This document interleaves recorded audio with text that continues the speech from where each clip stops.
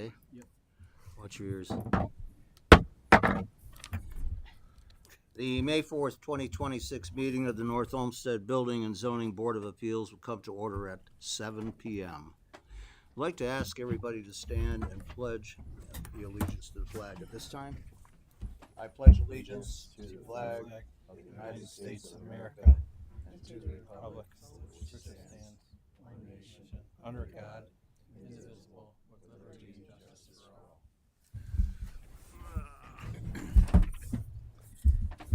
all. Mr. Holowicki, would you please take the roll? Mr. Ammons? Here. Ms. Galatino? Here.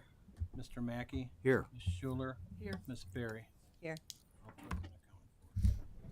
And the first order of business, the minutes of the April 6, 2026 meeting are submitted for approval. Do we have any amendments or changes that need to be made? Okay, make a motion. All in favor say aye. Aye. Aye.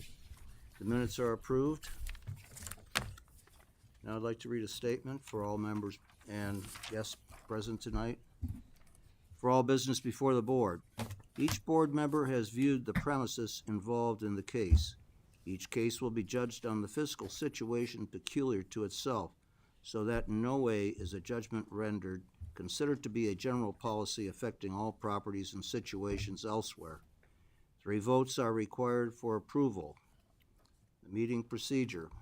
Cases will be called in the order of the agenda.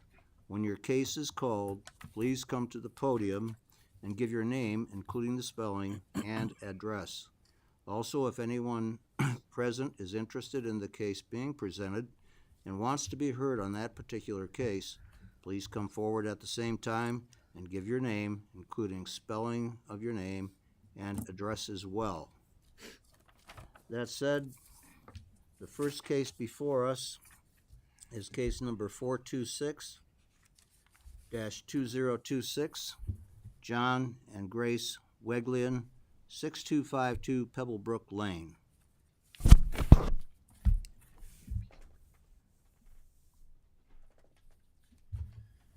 Thank you.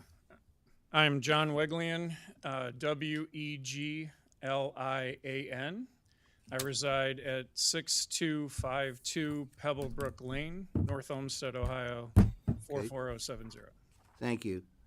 I swear you in, sir.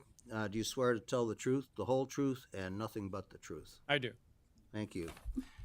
Ms. Seeley, could you begin with the report, please? Sure, thank you. This is one variance request. It's for a fence in the side and rear yards of a corner lot. It's a 7-foot variance for the setback of a fence in the side and rear yard of a corner lot. Code requires 20 feet. The applicant is providing 13 feet. The proposed fence is a 6-foot-high solid wood fence. Thank you. Okay.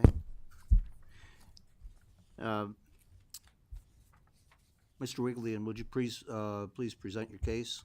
Sure. So we bought the house in September, and it has a above-ground pool in the back. And for security, I would like to have a fence.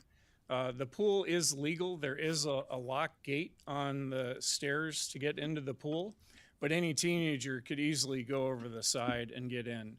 The previous owners relied on fake cameras and a sign saying you're on camera to try to discourage people from using the pool when they're not there. I would like something more secure. And so with a privacy fence, one, they won't be able to see there's a pool, and even a teenager would have a hard time scaling that to get into it. We also have dogs. The previous owners had an electric fence, and that might work to keep our dogs in, but wouldn't prevent anyone else's dog from entering the yard. And so I would like to fence the back part of the yard with the pool, all of the grassy area effectively, and that is closer than 20 feet to the sidewalk.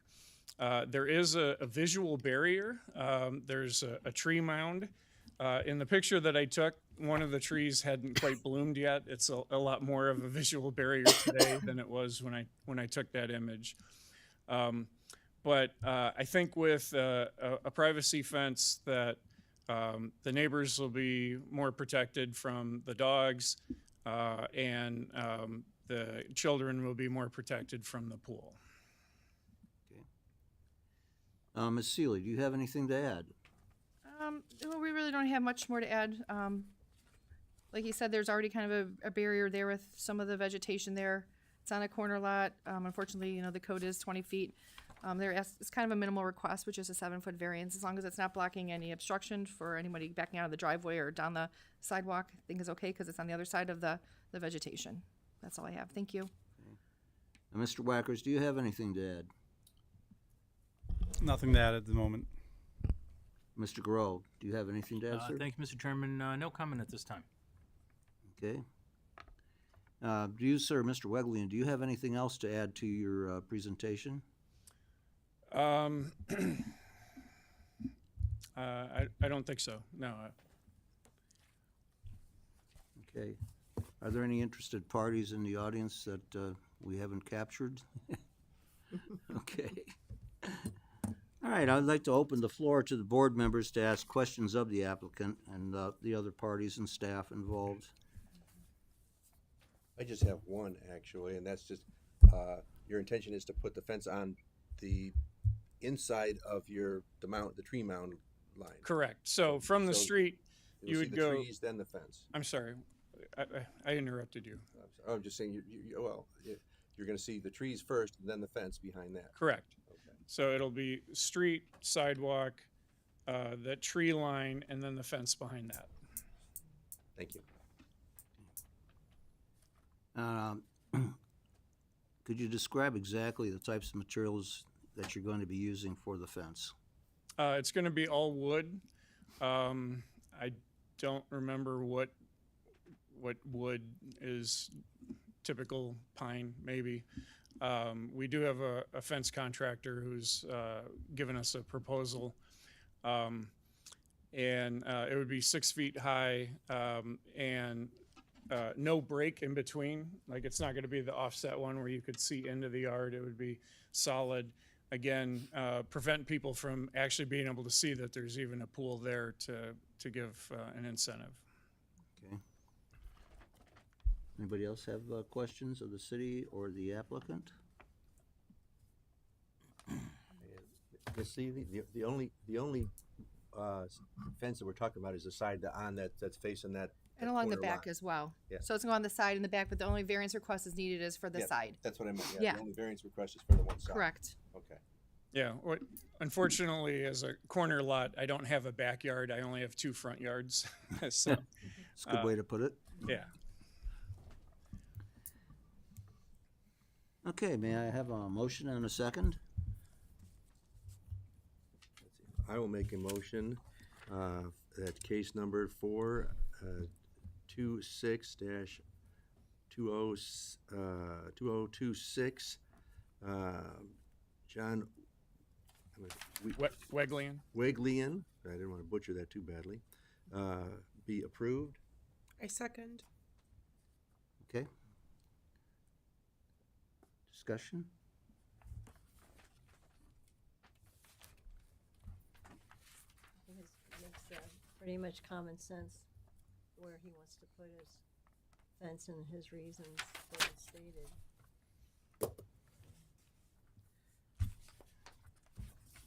Okay, Ms. Gladno or Mr. Ammons? I have nothing yet.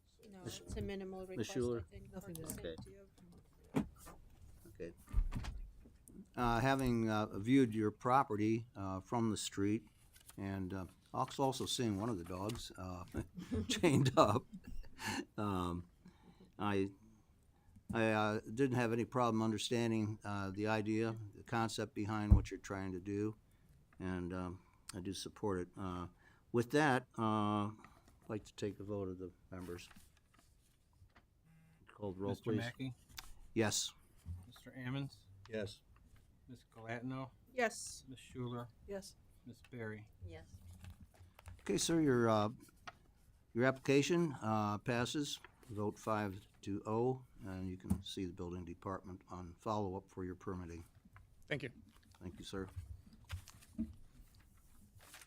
The next case is case number 427-2026, James Hannebick, at 6397 Barton Road. Mr. Hannebeck, introduce yourself, please. Yes. Hi, I'm Jim Hannibig, James Formal, 6397 Barton Road, Hanobik, 40-year resident for North Olmsted. Okay, I'd like to swear you in first. Oh, I'm if I sorry. may. You swear to tell the truth, the whole truth, and nothing but the truth? I do. Thank you. Ms. Seeley, could you present the Sure. staff report? This is for a detached garage. There are two variance requests. The first one is a 255 square foot variance for area of private garage. Code permits 750 square feet. Applicant shows 1,005 square feet. The existing attached garage is 525 square feet per the county records. The proposed one-story detached garage is 24 feet by 20 feet, which is 480 square feet. The lot size is just a little over an acre. The second variance request is to allow a detached garage in the front yard. Code does not permit. Applicant shows the detached garage in the front yard. Thank you very much. Okay, Mr. Hannebeck, go ahead and present your case, please. Okay. If it's possible, I have 4 copies of some pictures and different things I can hand out if we need them. That way you Certainly. have them there. You I don't can wanna- bring them forward and we'll share them. Yes, plenty of setback. Thank you.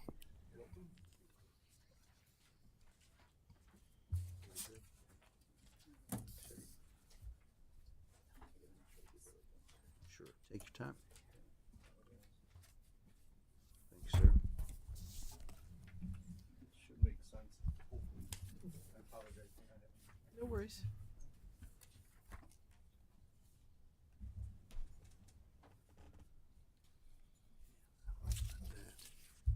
Okay, thank you very much for that. So the reason I'm here twofold. Again, one is the addition of a garage, and I'll explain the reason why we need a second one. And the other one is the location and the problems I've run into talking to contractors. So the second garage, the purpose behind that is November 8th of last year, my mother passed away. She lived down the street at 6950. We had two-car garages. The front one was where we built race cars, Corvettes, motorcycles, a lot of mechanical work and everything. Now that she's passed away, the house is going to be taken back through HUD. We've emptied the house out. The car, the Corvette I have in our garage right now. There's tools in there, engine stands, jack stands, toolboxes, compressors, all kinds of miscellaneous air tools, electric tools, everything. Currently, I've got a storage facility in North Ridgeville I'm trying to keep them at, to keep everything secure. You know, the house will be being turned over here fairly soon, so we had to try to get everything out of there. Our current garage is an attached garage, 18.5 by 25. I do have the Corvette in there right now. Normally in the wintertime, I would have my car and my wife's car in there. Very limited space in between. I mean, when I open my door up, I'm into her car. Can't walk around it. There's very little room for any storage. I was able to get one toolbox into there while the other one's still at the storage facility. I contacted 3 different building contractors and 1 concrete contractor to come to look at this project. And initially, you know, my original thoughts was to attach it to the existing garage. I do have a drawing there, how I sketched that out. It would attach to the garage, come forward about 10 foot. It'd allow a window up on top and a window in the back of the garage to be accessible. The problem that they found is, again, the rain we have right now, but the standing water that's up against that area right now, they're actually concerned about trying to attach a, you know, in this case, a wooden structure to a brick wall. They're concerned about the foundation settling separately, possibly structural damage as if one settles and the leakages coming through the roof. They were saying, you know, they couldn't guarantee leakages. You know, the existing brick wall, they notated different cracks, both vertical and horizontal, some through the brick. So they said there's possibly some structural damage down there right now. they were really against that idea, which I understood. I addressed to Miss Seeley over there. She sent me the information about, from the city as far as it's preferred in the backyard. I drew a second drawing there of where it would be located into the backyard. The same problem when I had showed them that drawing was the elevation in our neighbor's yard just south of us, Amanda Mateo's, is higher than ours. The water runs into our yard and then runs backwards. Like Joe Spinolo Concrete, he was the best of all of them, but he actually said, he goes, if to match the existing grade of the sidewalk and the front driveway, he would have to excavate out 10-foot wide, 70-foot long to get to the existing, to get to where the new garage would be.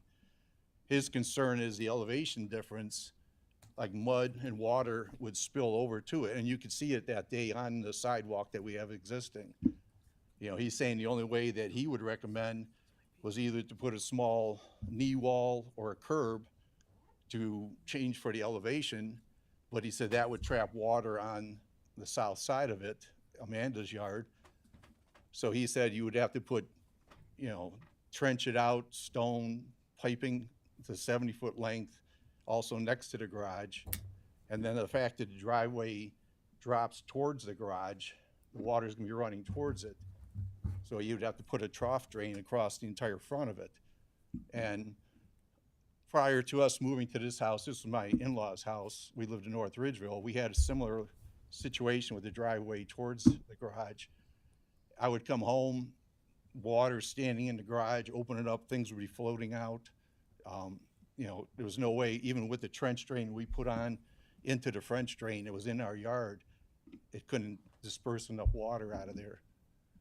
But if he was to do this drainage, we now would have to tie it across our yard, which is 150 foot, and there's a easement of a culvert pipe that was put in by the city to distribute water coming from Chestnut School, Breton Ridge, and from the forest. That pipe under normal conditions is almost full. Under a medium to heavy rain, it's totally full. And under a very heavy rain, there's pictures there, it's a moat along the side of the house. It floods out to the street's flooded. So it's basically between the swell between the house and the north of us. When that happens, I have 2 sump pumps inside, and I got a sump pump outside. They actually, it's called deadhead. They'll be running, but they're not actually pushing any water because there's so much static pressure in the pipe pushing against it. So this pipe that would be coming from the garage location would just be a gravity fed, where these are actually being pumped, and I can't pump the water out through there.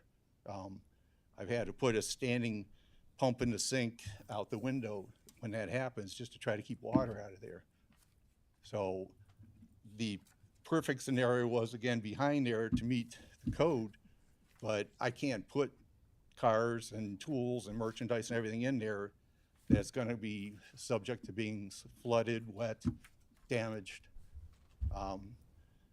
The 3 building contractors, Connor, Jenny Construction, JDM Builders, Superior Quality Builders, you know, we looked at 3 locations, the third being the one that I submitted, which is where our turnaround is. That, you know, they said is the best location, the least problems both now and future, and those, and again, most cost effective, which I know that's not the best example for it and everything, but at that point, any water that was coming on the garage can go to the drains for our gutters, and everything else would run down towards the street. It doesn't address any of the water issues in the backyard, but it's not affected by any of the water in the backyard.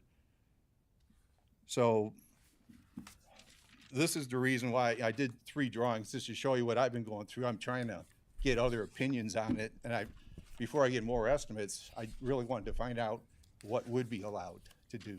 I understand the code is behind there, but that's the worst of the 3 scenarios for us. I know, you know, again, code-wise, everything changes over years, but last week, I just kind of drove in a general area here, just looking for something similar. So at 24895 Kennedy Ridge Boulevard, there's a house there. I did take a picture of it, and there's an overhead picture. So they have an attached garage. They have a big enclosed pool. They got a barn, a shed. They were able to, and again, this codes could have changed by then, but they were able to put a 600 square foot detached garage with a concrete drive coming up to it. It's parallel to the house and slightly forward, closer to the street. On Butternut, I know this is an older application, this is a historical, but 25655 Butternut. They built a 528 square foot detached garage in front of their house. They actually only have a sidewalk in between it. And again, this could be done a long time ago. Also, big backyard, pool, shed in the backyard. The one that really, I mean, I love to have this home, but you go down Butternut, turn right, 5909 Columbia, beautiful house. They actually built, they have a 3-car attached garage and shed, but they actually built an indoor pool building, 5,346 square feet, that's in front of the house. And again, I understand codes could have changed by then, but that size, again, in that area, it's beautiful to drive by. And again, a garage, no comparison to that. You know, if the garage was built, you know, in front of the house there, we would still, from the westerly portion of the garage to the middle of the street, would still have 93 feet to the center of the street. From the pictures that I gave originally with the first submission, you can see the overhead. The 3 houses directly north of me would be still closer to the street than what this garage would be. Amanda Mateo's, who's next to us, her house would be like 10 foot back from where mine would be. So she'd be at 103, where this would be at 93 feet. But as far as the 3 houses there, the one's the original Barton home, the second one down from our house, big farmhouse, and that's the closest to the actual street. So my goal today, I mean, if I can get it approved, if not, to get some feedback from you, what you think would be the best thing I can do. You know, again, cost isn't an issue here. It is for me, but the drainage issue, if I did all the drainage and fixed the problem in the backyard, I would not hesitate. But the fact that when we do have the heavy rainy days, which are coming yearly, that whole street floods, that whole section, the swell between the house floods. And like I said, I struggle with our sump pumps inside just to try to keep the water out of the basement. And again, that's being pumped, let alone just a gravity feed. If that water backed up, again, all that water would not be going into that trench drain. It would roll underneath the door, and then again, I have the same situation, open the door up and boxes be floating out. So if you can, any questions I can help you with here, answering your questions, you know, for you at this time? No, we'll get to that in a minute, sir. Okay. This time, I'd like to ask Ms. Seeley if she has anything to add from the city, from what you understand. I would like of to the ask problem. the applicant a couple questions. Sure. Have you spoken with anybody in the service department or engineering department about any of the flooding in your area? Because you're not in a floodplain or a flood zone. So I'm wondering, have you tried to reach out to talk to them about the issues that you seem to have? Yes, I had in the past. I had called the service company. Service trucks did come out, and basically I have fishing waders. I go out there and clean drains and culverts and everything else while this is happening. The gentleman did come out, you know, and they were cleaning it. I mean, I've called the police department to shut the road down because, I mean, I was out there pushing cars out. And this is just during really heavy rains. Real heavy rains, yes. Like I when mean, everybody's flooding in the city because of the heavy rains, probably. Right, yes. But I mean, it's, again, if it's a one-time thing, it's not a problem, but this, Sure. it is happening more and more often. And the last one, I mean, it was close to 4 inches of rain, I understand, but Right. It so was the that- same thing. The water was all the way up to the trees, all the way in between the two houses. And again, I'm out there in the nighttime, and people that do go through tend to, a guy in a pickup truck, he went through, splashed me, went down, turned around. I thought he was gonna come back and apologize. And he came back and sped up and hit me with another wave. And, Okay. you know, You had but I have called different times Okay. throughout the years. And then, what was mentioned was, they did come out and clean, with the truck to clean the drains.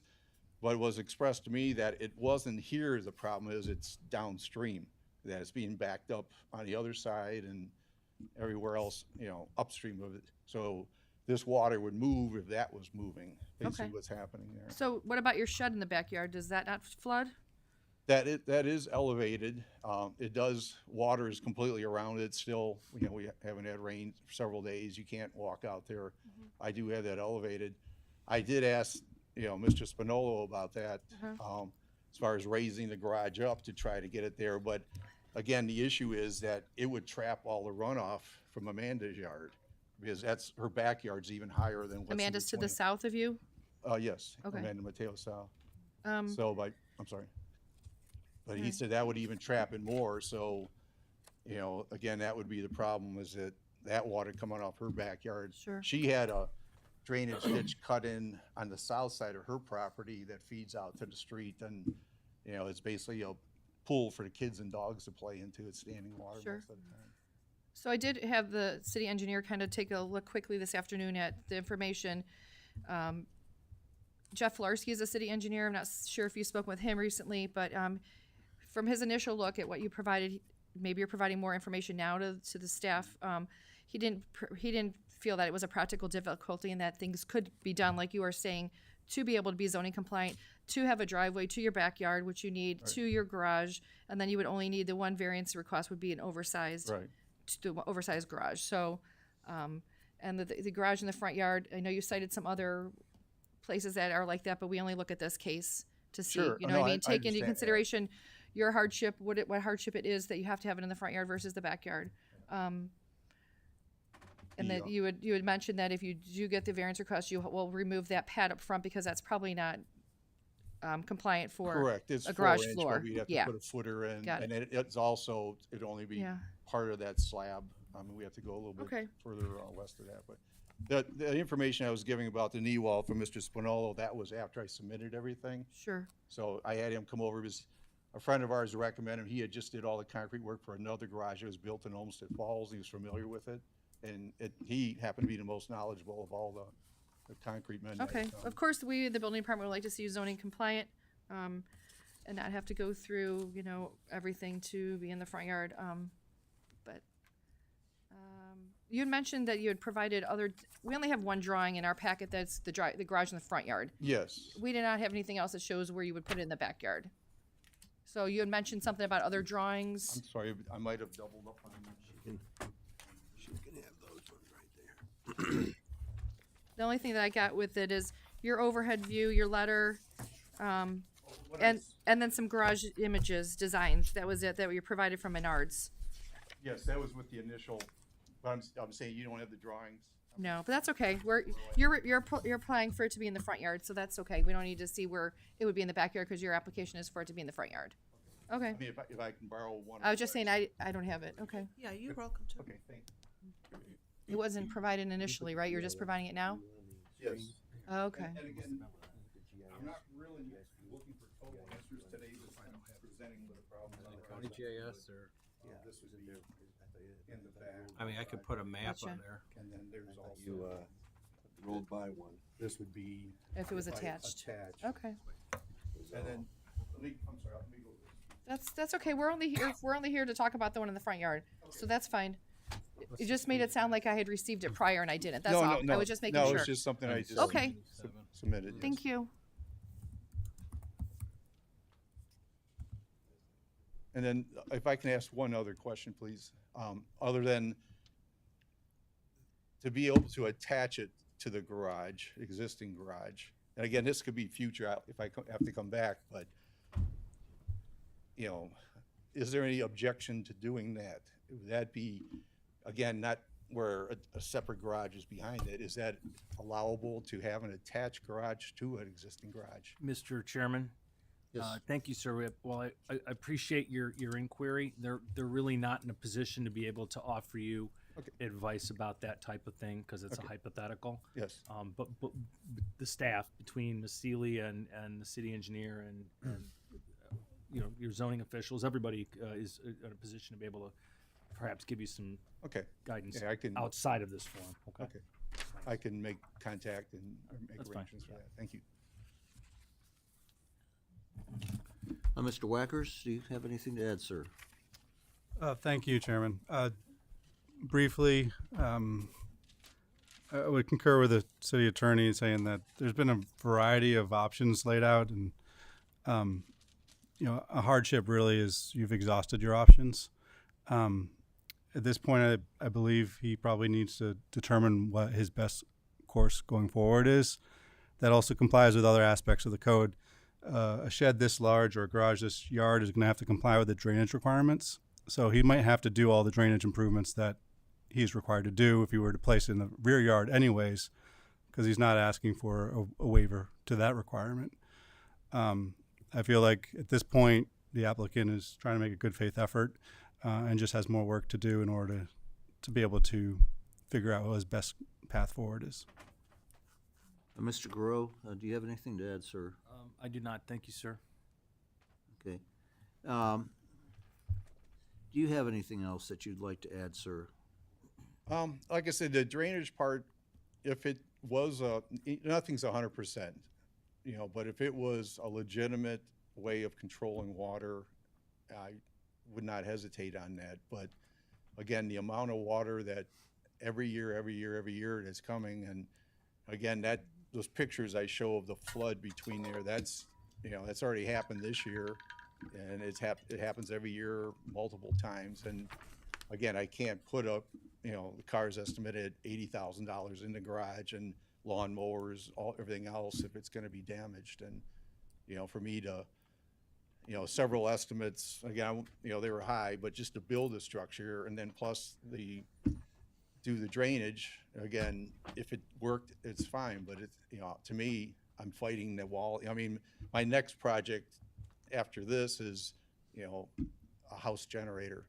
You know, I have a portable generator that I use several times when we lose power, but if I'm not home, I lose everything. And that's what, you know, in order to have that generator go to keep the sump pump. So, I mean, I'm trying to address it. I have backflow preventers. I have everything else for the water issues, done all the waterproofing inside, outside. That's how bad the situation is in the area. So that's why I can foresee it happening just from the 10 years that I've lived in the house. My wife had lived there. She grew up in the house. That was her parents' house. And she's Okay, familiar with it. at this time, I'd like to ask the board members if they have any questions of the applicant or the city. If I just have a question. Have you had any feedback from your neighbors about this proposal? Have you discussed it with them at all? They have no issues with it. We all get along real well. I do a lot of work for them and snowplow. There's, as far as the neighbor to the north of us, that house was vacant. It's currently being flipped. Amanda Mateo to the south of us there, you know, we have no issues at all. You know, she's glad every time sees me out there. She's like, "What are you trying now?" I'm explaining it to her, and I fix a lot of things for her across the street.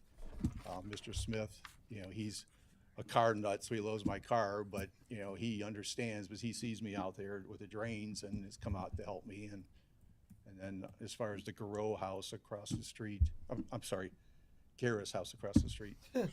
No, the only reason I'm saying well, I shouldn't say I know several members of the family, just stuck in my head, but the Garrett's house across the street, their backyard's totally flooded. They have the ditch across there, but same thing. They grew up racing. They knew our whole family for all the years we lived there, and so they have no issues with me building anything. Thank you. Yes. You had mentioned that you do a lot of stuff with cars and repairs and so forth. Is this addition in any way attached to a business or money-making venture No. for yourself? No, actually, I mean, physically, can't do a lot of stuff myself right now. I do minor repairs on my wife and my car, and then on the Corvette, and then just on the lawnmowers and different things there, and just neighbors' things, but no business at all. And I have a difficulty getting off the ground. I had knee replacement. I got, tennis shoulder, tendon in my shoulders torn, so I don't do a lot of physical. I retired recently, and Okay. I have a question for Mr. Garreau. Given the nature of the applicant's situation with drainage problems that appear to be intermittent but present throughout every year, and the obstacles that he's facing, he's presented several options that he's been thinking about, but it appears that he could be in need of an official opinion from the city engineer as to how to best proceed. Given that situation, could this be an exceptional case to set aside from concluding a hearing tonight and just bringing it back at a future date? Thank you, Mr. Chairman. I think whether or not the city engineer is in a position to be able to design a system for him, I'm not sure. But certainly the city engineer would be able to access information relative to the drainage system surrounding that property, and likely be able to access any history of problems associated with that drainage in combination with the city service director, which might shed some light on what's happening there. And I don't know how long it's been since he's had conversation with the city or the city's been out there. I think the one storm that he's presenting, that goes back a few years. I think that was maybe 12 or 14. It looks like when the street was completely underwater. It's more probably recent than that. well, this one we just had, there was Oh, no, the 3 or 4 one, inches. because the house is different. So I mean, it's Yeah. it's quite a while ago. Yeah, the well, picture. the one we just had. I know, but the one where the fire plug is almost underwater is right. is That was from- at nighttime. The one we just had, so I did Right. not take that. Those pictures were last year's. But certainly, if the board could table this, it would be preferred at the request of the applicant, so that conversation can take place, and there might be some additional information provided that could help remedy this situation. Speaking to the engineer today, it was an opportunity for Ms. Seeley to say, okay, here's what we're looking at. What do you think? And he could benefit from some additional information that would help. So if the applicant so requests, I don't know what your time frame is, what you're trying to do here, but we'd have to bring you back next month. Yeah. But in the interim, you'd have the opportunity to have that conversation with city officials, Right. to try to help you figure out a little bit about what's happening here. Okay, So yeah, if that you- would be perfect. If for me. you, so is that your request then, that we Yes. would table tonight? Yes. And Mr. Chairman, if there's a motion to table then we can table it till next month. Then Ms. Seeley, and perhaps you can reach out to him Sure. and coordinate that conversation would be helpful. So if Okay. there's a motion to table, if it's okay with the board, at your suggestion, and a second, then we can be finished up. Okay, may I have a motion to table the applicant's request until next month? I'll make a motion for case number 427-2026, James Hannebeck, to be tabled to a future, So the next month. Next month. okay, to next month. Yeah, I was gonna give him extra time if he wanted it, is all. I second. All in favor? I Okay, sir. Okay. Your case is tabled until our next meeting, which will be the first Monday in June at 7 p.m. Okay. Thank you, sir. Thank you, Mr. Groh. Thank you, sir. The next case is case number 429-2026, Chase Bank, 4824 Great Northern Boulevard. So if you need any of these back, you can have them back. I don't need that, I have everything. Okay, good. All right, could you introduce yourself, please? Yes, I'm Cindy Vellucci, and it's spelled V as in Victor, ELLUCCI. I'm with Archer Corporation, which is at 1917 Henry Avenue Southwest in Canton. That's 44706. Okay, and let me swear you in. You swear to tell the truth, the whole truth, and nothing but the truth. Yes. Okay.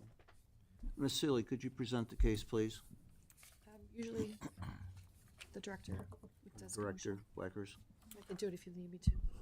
I'll do it for the first one. This is for Chase Bank. The proposal consists of new signage. It's two variance requests. The first one is a variance of 13.49 square feet of secondary sign area for wall sign. Code permits 22 square feet. Applicant requests 35.49 square feet. The second one is a variance to use more than the primary and secondary facade of the building for wall signage. Code does not permit. The applicant requests signage on 4 sides of the building. Thank you. Okay, would you please present your case? So the primary facade is Great Northern Boulevard, and that's fine. The secondary is Brook Park Road, and all of the signs that Chase has for their branding are 35.49 square feet. So that's why we're requesting an additional 13.49, because only 22 square feet is allowed. For the west elevation, we are requesting the 35.49 square feet, because that is actually going to be the main entrance to the bank. They've also requested for the south elevation, because of the driving north on Great Northern Boulevard, everybody would see that sign as well. So that's another 35.49 square feet, for a total of 84.47 square feet for variance requesting. Okay. Ms. Seeley, do you have anything to add, or Director Wackers? I do not. Thank you. I do not. Mr. Guerrero? Not at this time. Okay.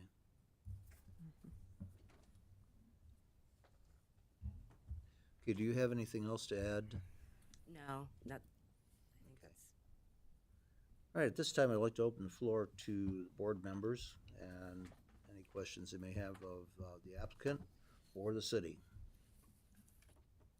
I have a question. Is that a Chase practice to sign every side of the building, or is it just the busy location here? I think it's the busy location. I know that other locations we've worked at, some have had 3, some have had 2. It just depends on if it's to the back of the building and nobody's going to see it. They don't use that.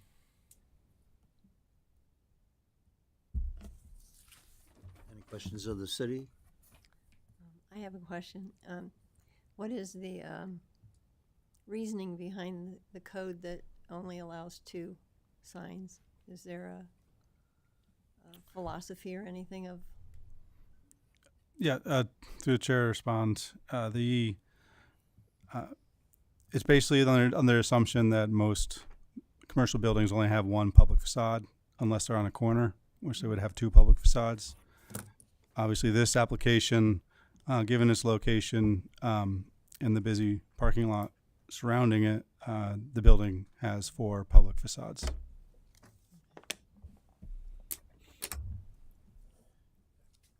And just to make sure that I'm right, you're saying that you're gonna have the front of this building will be on the west side, you're basically facing the parking lot or going out on into Yes. the, where the, I think, so the, neither the Brook Park side nor the Great Northern Boulevard side will be the front of the building. That's correct. So the Great Northern Boulevard, in this particular case, would be the back of the building, Yes. so. Okay. All right, may I have a motion and a second, please? You gotta let me start up my thing so I can read the numbers. I'll make a motion, that case number 29-2026 Chase Bank, be approved for their signage. I second. Okay, at this time, board will deliberate.